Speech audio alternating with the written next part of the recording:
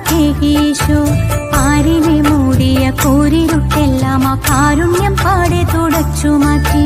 നമ്മളോടൊപ്പം ഇരിക്കുവാൻ Isho എന്നപ്പത്തിൻ രൂപത്തിലേക്കിറങ്ങി. Download ShareChat.